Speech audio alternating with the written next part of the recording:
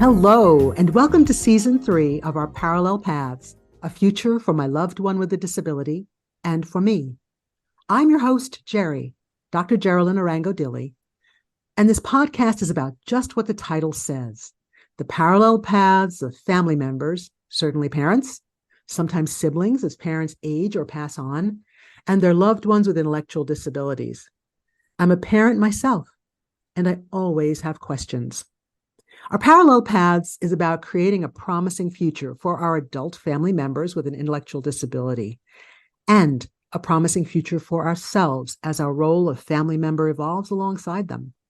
There is more than one path, more than one future to talk about, and that's why we're here. Some remarkable people share their stories on our Parallel Paths, and I really hope these stories and the wisdom that comes with them resonate with you and give you ideas and hope for your path. So each season so far, an episode of our Parallel Paths has featured a sibling story.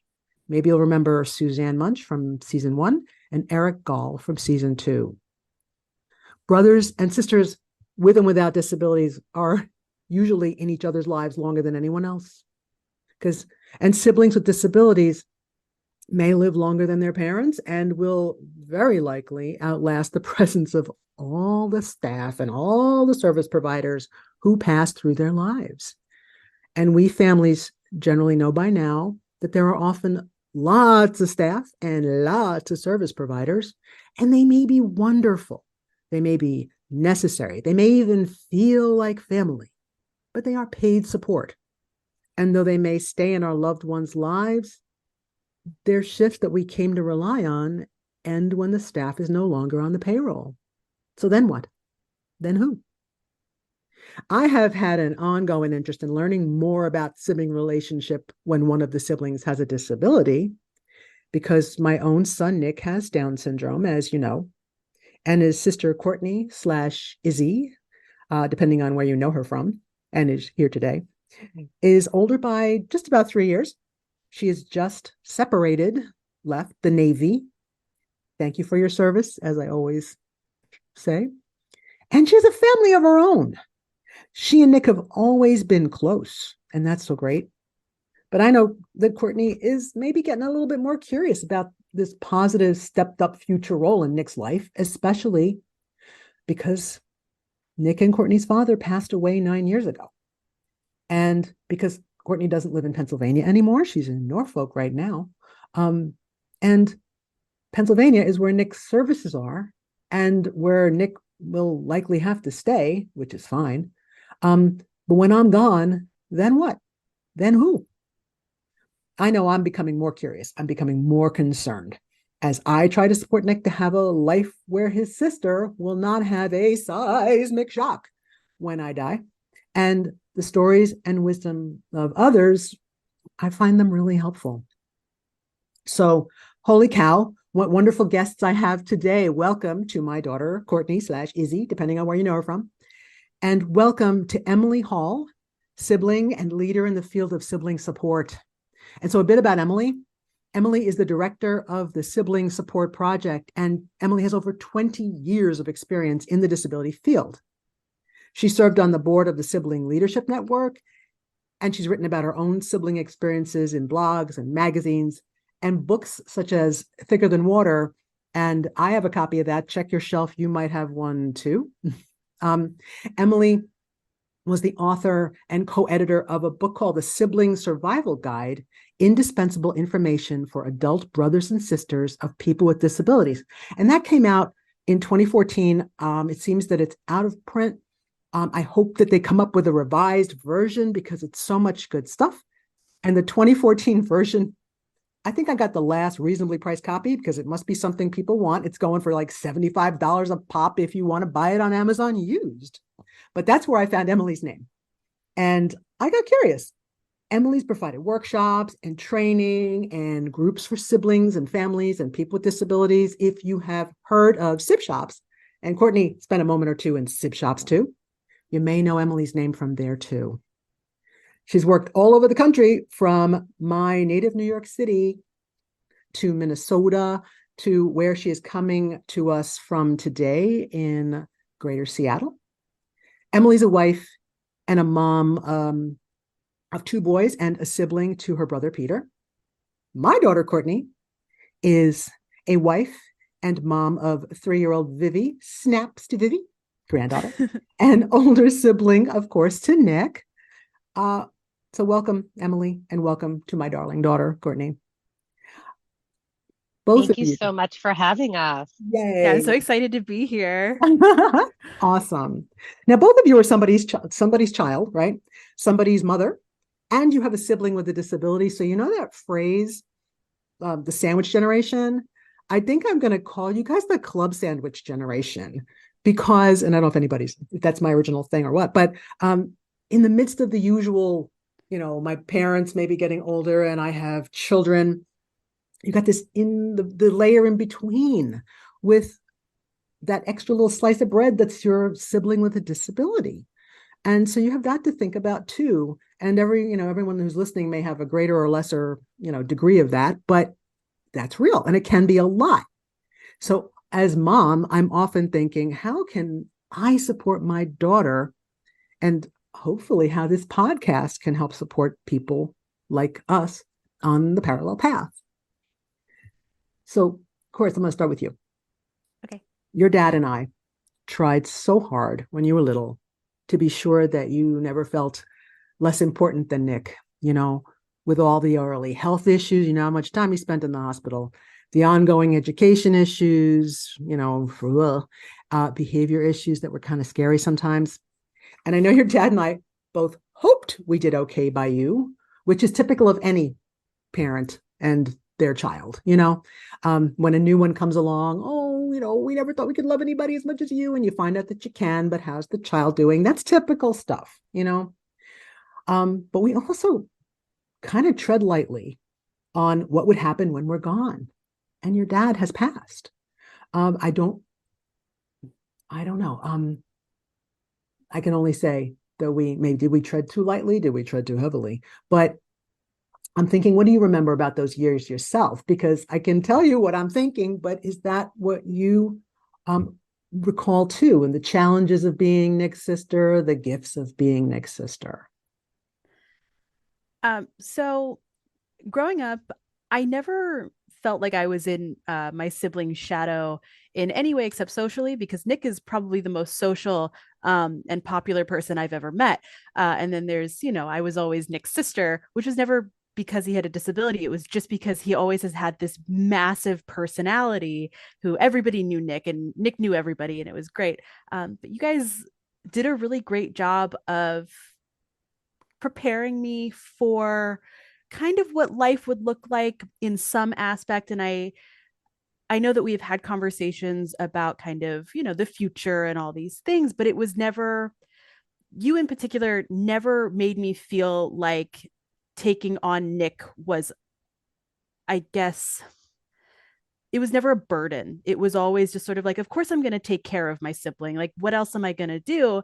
And I've always been a part of planning, even the little things, being part of his path meetings where we're just kind of deciding the little, 5 years in the future, and just figuring out little steps. And now that I'm entering into my big girl, kind of taking on a bigger part of my brother's care or just kind of helping out in his life, I feel prepared, and I'm ready and I'm excited about it, and I'm grateful that I'm kind of prepared for what's happening in a way. All right, let me get my Kleenex. I think I'm going to cry, but Oh, don't do that. okay, I won't. But that's the best thing you could ever say to me as a starting point, is that you're like, all right, I'm on board, you know. Um, and so now you guys are kind of old, you're in your high Thanks. 20s. Well, don't even ask me how old I am. You already know, and we're not going to Stop say it. calling me old, Not mom. going to say it publicly. But you're still close, even though you're not physically in proximity to one another right now. And I love that. And I feel like it's such a gift. So with daddy gone and your own life, and there's so much going on for you, moving, school, motherhood, being a wife, having a husband who has married into this, Yeah. what kinds of things are you thinking about? I think we call this the anticipatory phase. You're not in it yet, but it's something, things are coming a little bit. What are you thinking about?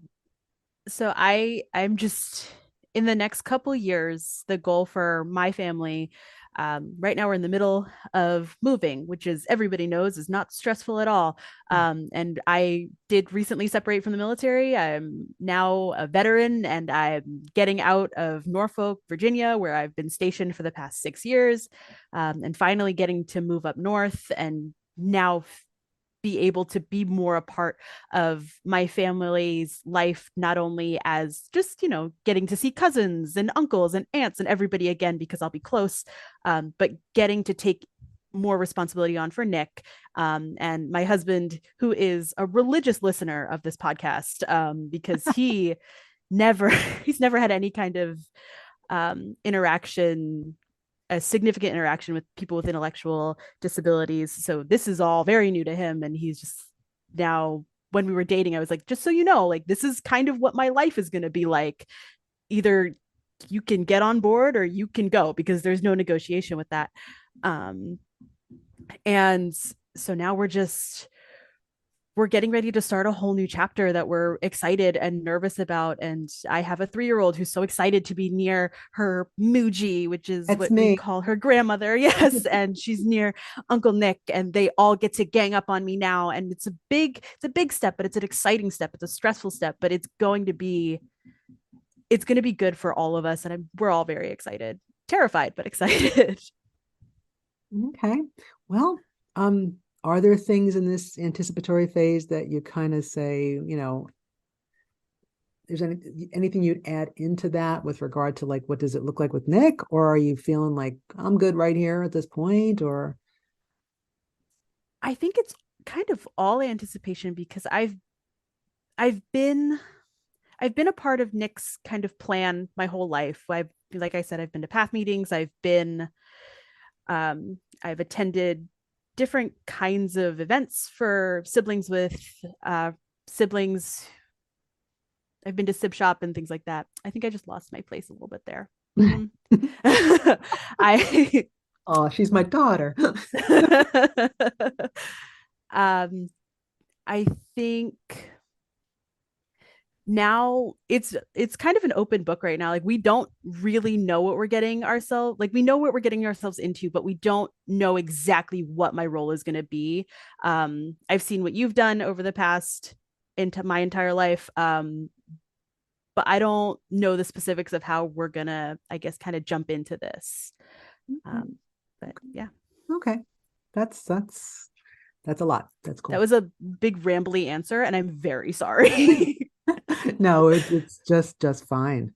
And so like Emily and Suzanne and Eric from the older episodes, they are in it, So Emily, can I start you with a bit of your own story of yourself as sibling and, family member before we even get into all the juicy professional stuff? Tell us about you, Peter, and the crew. Sure. Yeah. Well, first of all, Courtney, thank you for your service. We appreciate you so much. And it's really exciting that you're heading to the next chapter. And I just love the way that you talked about, not knowing really the specifics, right? But having things laid out in such a way that, you feel confident moving forward, which I think is really the ideal and really testament to what your mom has done to plan for Nick and to include you in that planning process, like really all along the way. I think that is like one of the most important things that parents can do to help of all of their children, really. So, just wanted to comment on that.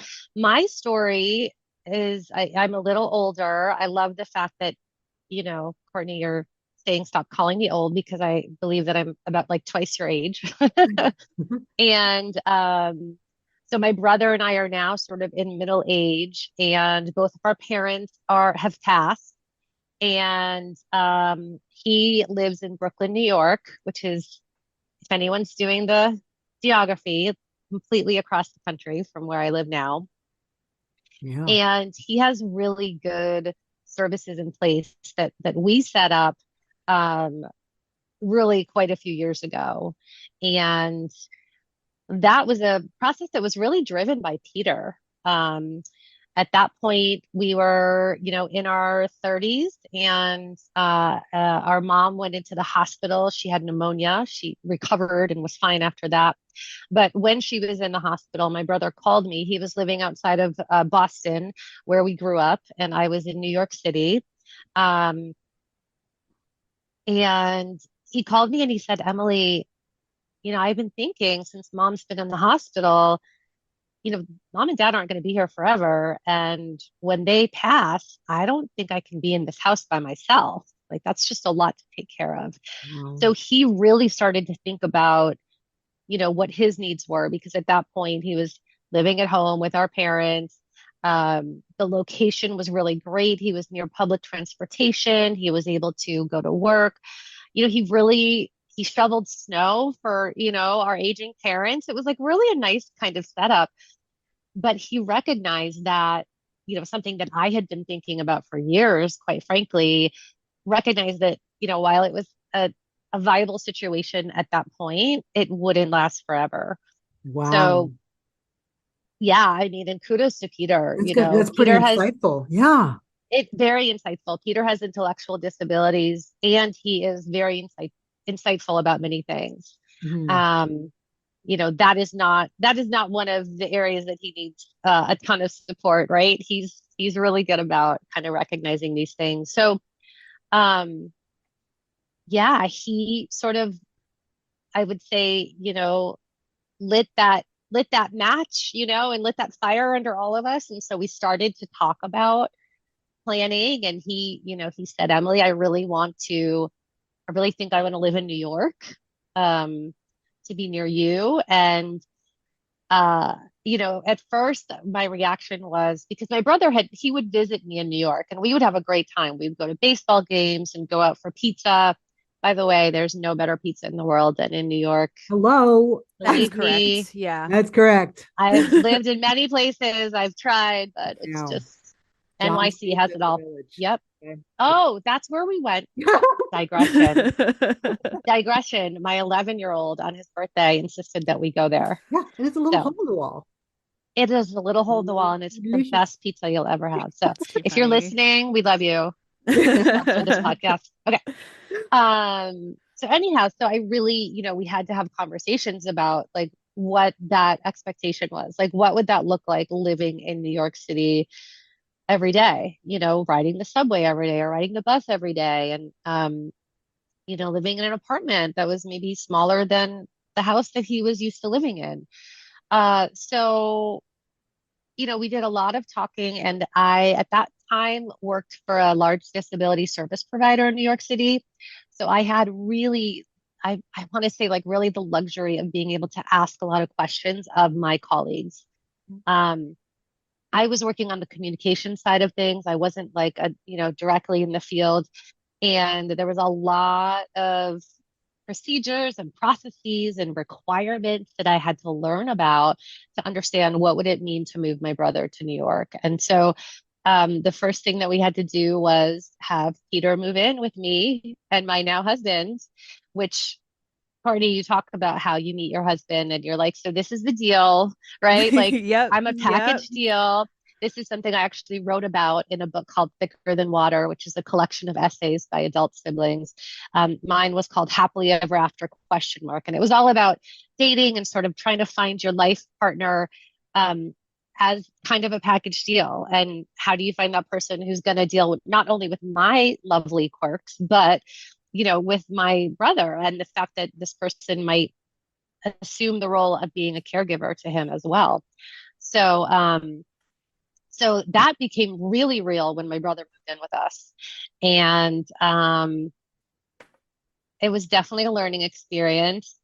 But, my husband and I talked a lot about doing things at that time to invest in my brother's future and to invest in our future, because we didn't, I had heard so many stories about from my job, the last parent passes, the adult with the disability is living at home, and suddenly there's a crisis situation, Precisely. right? Yeah. Yeah. And then the sibling, we don't have time to grieve even because we're scrambling to figure out what can I do to help my sibling, like to help in my case, it would be to help my brother. I didn't want that scenario to play out. So as much as it was kind of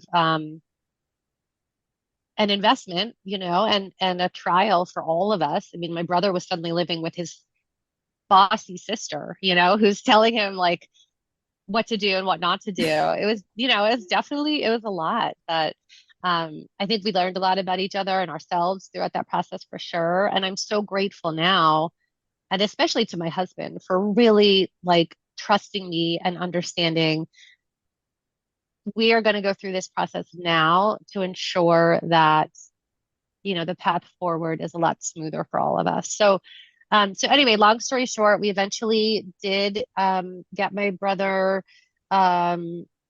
We met eligibility requirements to receive services in New York, and he was on a wait list. We all know how the wait list goes. And eventually did get into a supportive apartment with an amazing roommate. And fast forward to current day, my brother actually has a different roommate now. He's had a different roommate for, I think, about 10 years, which is his girlfriend. Oh, wow. Yes, he met a lady friend and they've lived together for more than a decade. And they really support each other, which is so nice. Yeah.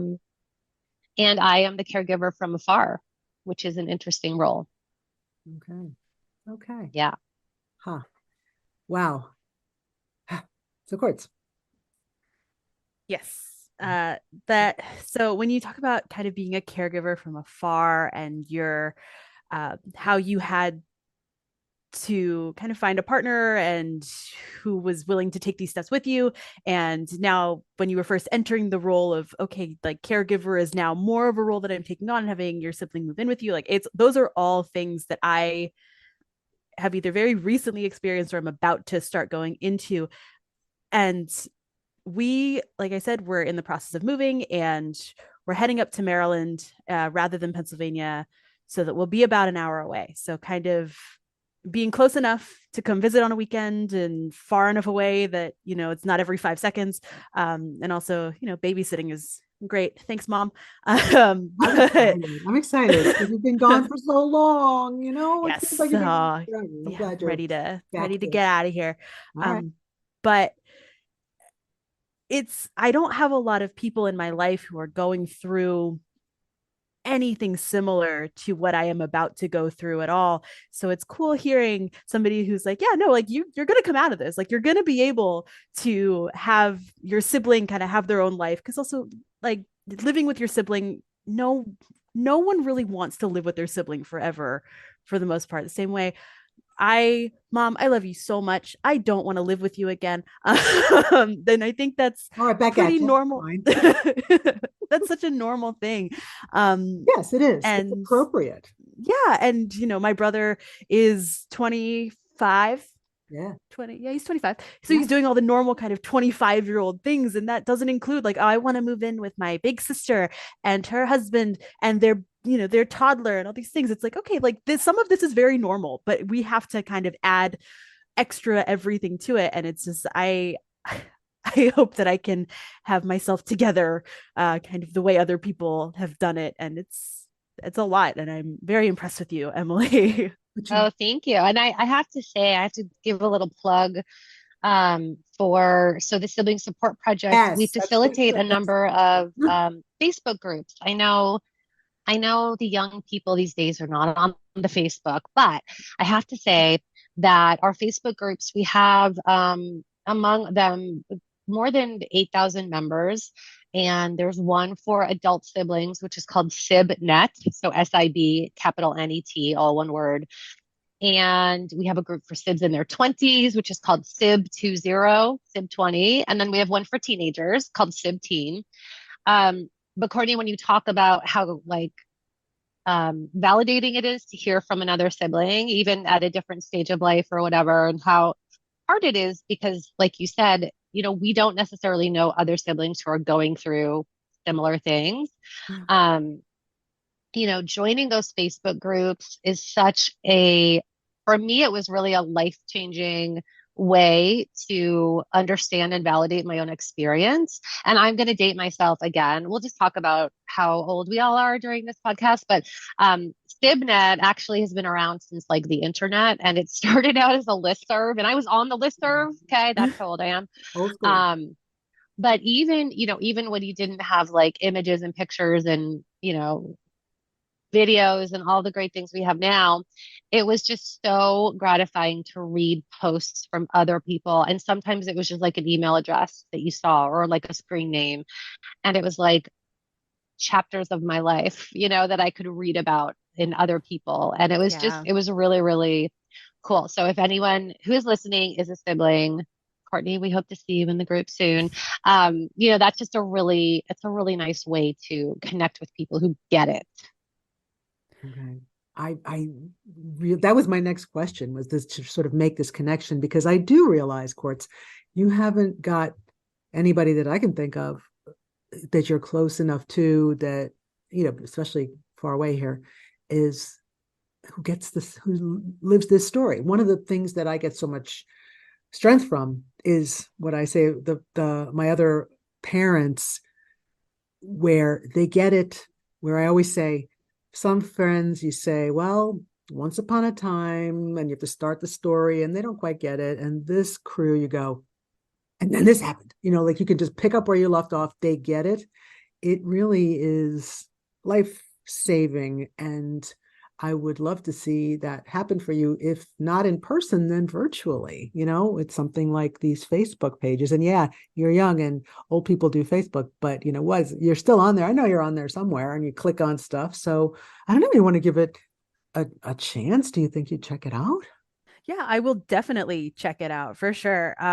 Because I've been kind of all over the place in the past few years. So I haven't even gotten to put roots down somewhere so I could meet somebody who's been through the same kind of thing. Because the one thing that I always think is funny is whenever I talk to somebody, just a friend or whoever, about like, oh, my sibling with a disability, is all that they're just like, oh, that's so hard, or oh, that's so whatever. It's like, yeah, no, he's still my brother. It doesn't matter how many chromosomes he has. He's still my annoying little brother.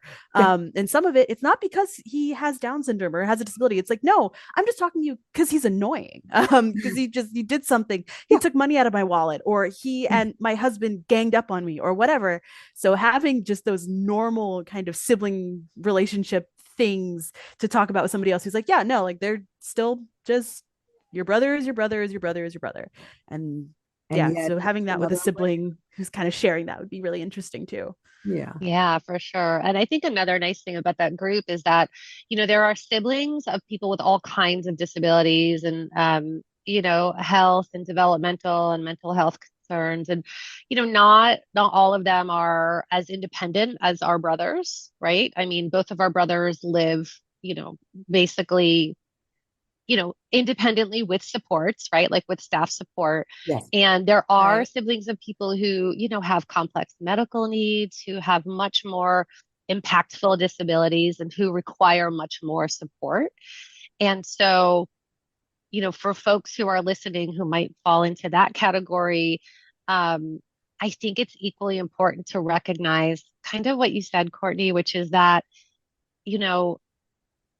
it's okay to not want to live with your sibling and not want to take care of them 24/7. And I think many parents kind of struggle with that too. When you have a high needs child and you're thinking about the future after you're gone, which is like not a fun thing for any of us to think about, right? This is why this is like a big barrier to future planning.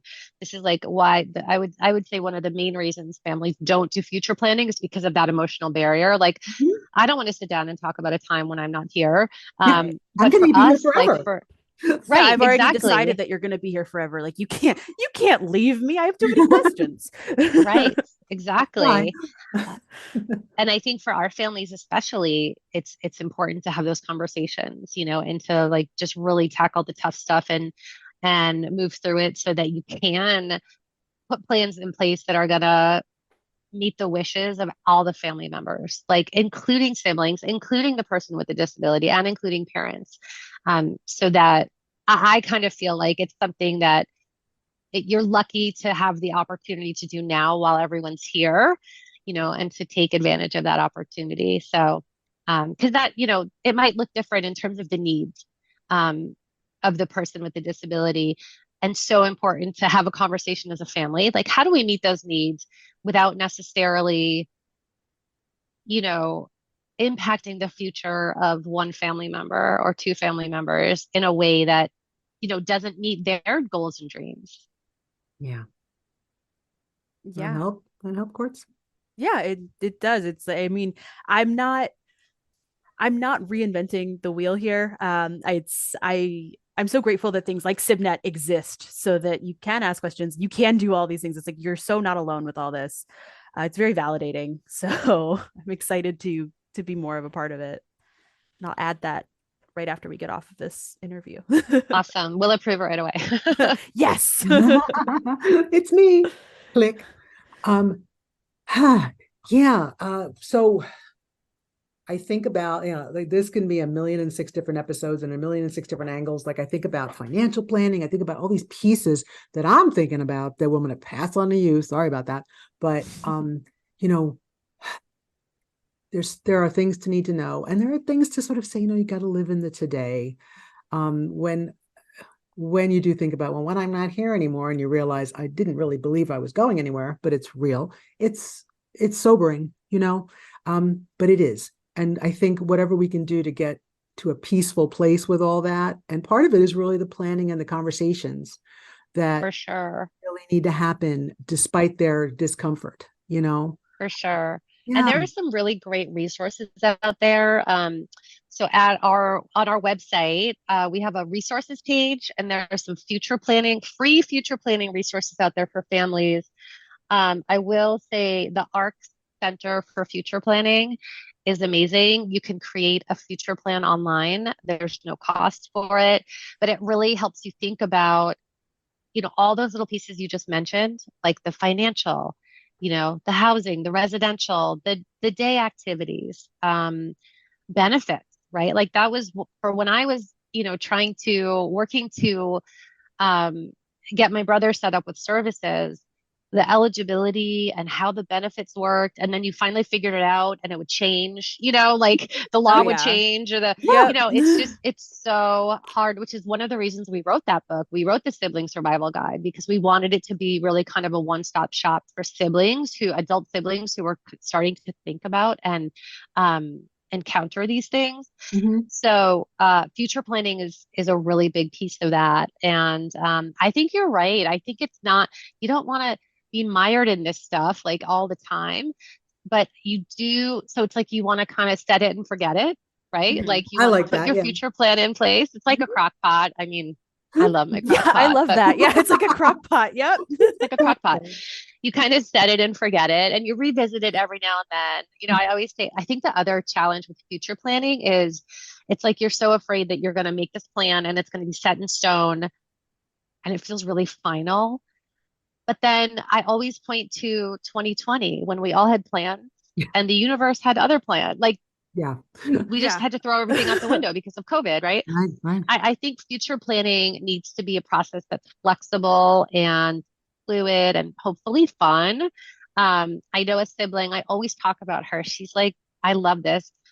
A sibling in Michigan, she has built this real community around her sister, and it's her mom and herself and her sister and a lot of their women friends. They will get together like quarterly, and it's really this idea of having a village and kind of thinking about who else is going to support her sister in the future. And that really involves building those relationships now. So they'll get together and on a Friday night or a Saturday night, they'll have like wine and cheese. They'll sit around and they'll talk about what's going on in their lives so that when it comes time to support her sister, it's not like, well, who is she? And what is she like? And what supports does she have in place? It's like, oh no, we're already part of her life. Like we already get it. And I can pick up this piece of it and my aunt can pick up this piece of it and my girlfriend will pick up this piece of it. So, I think ideally future planning is also a fun process because you can really think about what are your goals and dreams and how do you move towards those goals and dreams. And equally important is thinking about, and less fun is thinking about the nightmare. Like, what is the nightmare? And just getting it out there and everyone articulating it so that you can take steps to move away from the nightmare and towards the dream. Yeah, just really putting things out there gives you a chance to internalize that. When we were doing person-centered planning, we were fans of a path. Yes. And they were often taped to the wall so you walk by and you're like, how we doing here? And I think everybody in this life should get a path, and I've drawn up little informal ones from time to time, but we would do that around Nick. And it really was helpful to say, well, and sometimes it was a really great way to celebrate, like, wow, we did that. He's Nice doing little that. big old check in the box. Nailed Boom. it. Nailed it, or nailing it, or didn't nail it, or didn't We're ahead bother of schedule. Check. Yeah. Yeah. So those kinds of tools, there's, different types of tools, but some kind of way of committing to it, even on paper or virtually, can be really, really helpful because you can go back to it and build on it or rip it up or whatever. So I love that. For sure. And even just having all the information in one place, we use a curriculum called The Future Is Now that was developed at the University of Illinois, Chicago. And it's a training that we do with families. And the outcome is that every family has a letter of intent. And it's kind of it can be a notebook or a binder, or it's kind of like a roadmap for future steps. And the idea of having all this information, what is our family story? What are our traditions? How do we celebrate holidays and birthdays? Even those little seemingly small details, in addition to who's my medical provider? What is my service plan? Is there a special needs trust? Is there, a plan for resident? Are we on a wait list? What are my services? All of those important things to have in one place is really a gift that a parent can leave for children. Because part of it is just, having the information, and so helpful to have it in one place. Yeah. Mine's not real pretty. It's a Google Doc, but I can read it, and you that's can read it. important. It's not And going anywhere. it's shared with Yeah. me, and that's all that matters. The ever-present work in progress of a letter of intent. And the other one that's just, here's all the names and the numbers and carefully the accounts, the medications and all that if anybody wants to know, here they are. Yes. And so I actually feel better when I do stuff like that. And I just remember to get back and update it. But that helps me. And I'm always hopeful that it helps you, and that you're not the only person I'm sharing that with, so that that in our own little circle, someone else can be looking at it too and saying, oh yeah, so while we do have work to do, I'm really, kind of happy that we are moving in a good direction. And Emily, is there anything else I should know to support my daughter? I mean, I think you have done a phenomenal job, first of all, by enabling Nick to have some independence and to start to build a life of his own outside of your home. I think is incredible, and also a gift to Courtney because that's not something that she's going to have to set up later in life. I think you've done so many things right in terms of including Courtney in the process of planning. Like you said, Courtney, I've been part of planning for a long time. Like you've always known what's going on with Nick. And so I think sharing that information is huge. We know from the research that one of the biggest ways that the sibling experience really parallels the parent experience is that need for information, about the disability, about the service plan. When you think about it, parents have access to doctors and clinicians and social workers and special ed teachers and, a lot of professionals who can share that information. And if siblings are lucky, they get that information from their parents. But we know from not only research, but our own experiences working with siblings, that information sharing doesn't always happen. And it's usually for the best and most loving reasons. Like the parent doesn't want to burden their child or worry them or confuse them. But, I often invite parents to think about, to consider the idea that, you know, a disability is not experienced by one person in the family, right? It's experienced by all of us in our own ways. Sure. And by not talking about the disability, it really sends a message that it's not okay to ask questions. This topic is off limits. You know, this is taboo. There's a stigma around it. Whereas if you include siblings in those planning discussions, even around like IEP planning, right? You know, not to obligate the sibling to attend the IEP meeting, but maybe to invite them if they want to, or maybe to share their input. You know, they can They are say my things like, parents. well, you know, Yeah. my brother Nick this is really sets him off, you know, don't do this. Or Yep.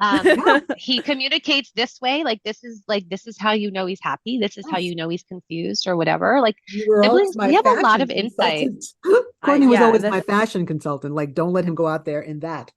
And yeah. that was I very saved. helpful. I miss you now.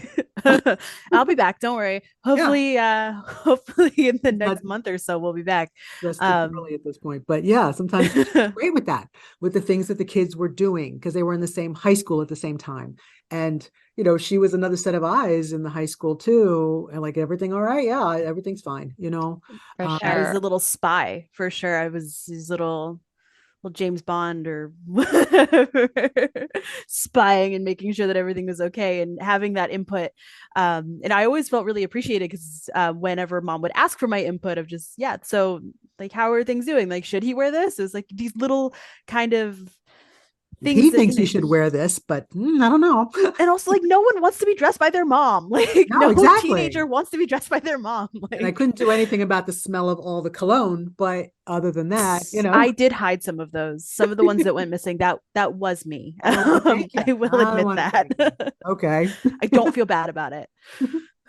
And it sounds like Courtney, I mean, I'm curious to know because I think we have had similar experiences in that, you know, my parents never pushed me to be a caregiver for my brother when we were young. And they always encouraged me to, you know, play sports and do all the activities that I wanted to do to figure out who I was and what I was about and what I like to do. And I think because I had so much support in like sort of going out into the world and doing my thing, I was always much more willing. Like I always knew that I would do anything for my brother and that I would care for him and be there. And I think a lot of it was because I didn't have pressure put on me to do that. Like I felt it was my choice. Absolutely. Absolutely. Yeah. And that having that freedom to kind of have it be your choice, that was such a great thing that I am so lucky to have been given. It's like, yeah, no, like I remember us sitting down and having the conversation, having a pretty in-depth conversation about kind of the future of Nick. And I just remember you saying like you never wanted this to feel like a burden on me and that you were grateful for what I had done. And it was very much my choice to continue being a part of my brother's life. But I never felt like I was kind of second to Nick's needs ever, even when we were going through some tough stuff or whatever. Nick had more needs. And I also think that was just part of his personality as just being a more extroverted person than I was. Nick wanted to go bowling and see his friends all the time and do this, that, and the other. Whereas I was totally fine going to Barnes and Noble or the library and getting a book. And like that was fine with me. But Nick, we both got our needs met and you both recognized what those needs were. Okay. So we tried.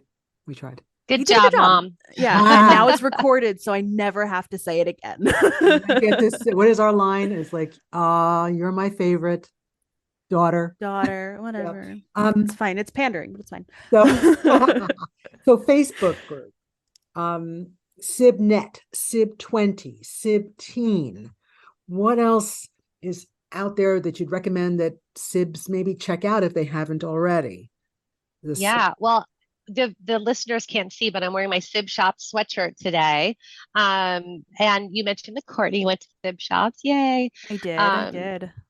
For the parents who are listening, I think it's really, really important to understand how valuable it can be for young siblings to meet other young siblings and to have a safe space where they can, first of all, celebrate who they are as people and discover more about who they are as people, and to talk about the ups and downs of having a sibling with a disability, which is really what SibShops are all about.